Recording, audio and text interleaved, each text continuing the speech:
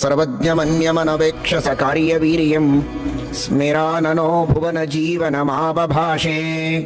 ಸರ್ವಜ್ಞರಾದ ವಾಯುದೇವರನ್ನ ಭೂಮಿಯ ಮೇಲೆ ಅವತಾರವನ್ನು ಮಾಡಿ ಶುದ್ಧವಾದ ತತ್ವಜ್ಞಾನವನ್ನು ಜಗತ್ತಿಗೆ ನೀಡುವುದಕ್ಕೆ ಪರಮಾತ್ಮ ಆದೇಶ ಮಾಡಿದ.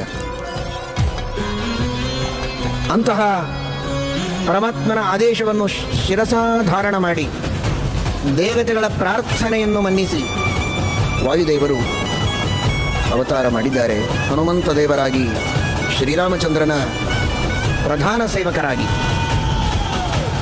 ಭೀಮಸೇನ ದೇವರಾಗಿ, ಶ್ರೀ ಕೃಷ್ಣ ಪರಮಾತ್ಮನ ಪ್ರಧಾನ ಸೇವಕರಾಗಿ ಅವತಾರ ಮಾಡಿದ ವಾಯುದೇವರು ಪುನಃ ಪರಮಾತ್ಮನ ಆದೇಶದಂತೆ ಶ್ರೀಮದ್ ತೀರ್ಥ ಭಗವತ್ಪಾದಾಚಾರ್ಯರಾಗಿ, ಶ್ರೀಮನ್ಮಧ್ವಾಚಾರ್ಯರಾಗಿ ಅವತರಿಸಿ ವೇದವ್ಯಾಸ ದೇವರ ಪ್ರಧಾನ ಸೇವಕರಾಗಿ, ಶಿಷ್ಯರಾಗಿ, ಭಕ್ತರಾಗಿ